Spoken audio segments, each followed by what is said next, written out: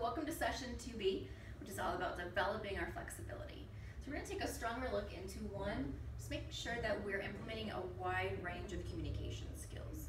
So, and then understanding the power of risk taking, and then also becoming more open-minded to change and opportunity. So with change, is that hard sometimes for us? How so? So what happens when we don't want to change or we give that pushback? What does that tell our managers? What does that tell our organization?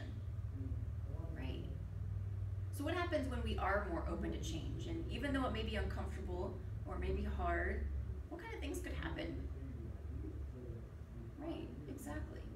And then understanding that it's okay to take risks, even though it's scary as well. So how many of us do not like taking risks, are not risk takers in here?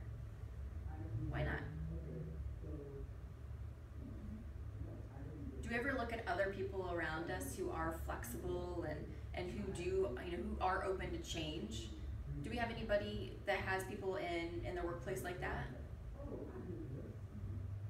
Yeah, absolutely. So in our organizations, when we're more open to taking risks, and if we're more open to being, open to change and opportunity, what kind of things can we expect to happen in our organization? Yeah, absolutely. But it also deals a lot with how we say things and how we look, for example. So people view us in 4 different types of ways. They look at us as to what we're doing. So for example, how we're conducting ourselves, what we're actually doing. Are we saying, what we're saying, are we actually putting it into practice? Are we practicing what we preach?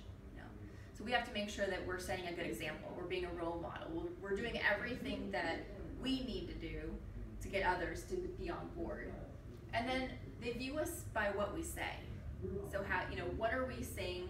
Are we saying it in a way that is energetic? Are we saying it in a way that's monotone?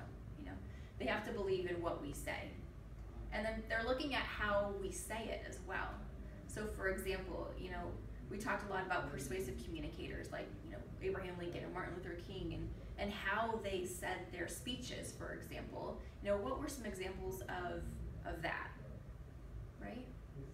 Exactly, so they were motivated and they're passionate, and in turn, what does that do for us? It helps us to be more motivated and creates that bigger buy-in a little bit faster. And then finally, it's how we look as well. So how are we presenting ourselves? Are we dressing nice? Do we look presentable? Do we look professional?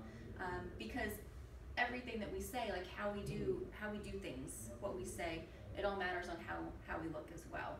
So all of these 4 things really come into play when people are viewing us.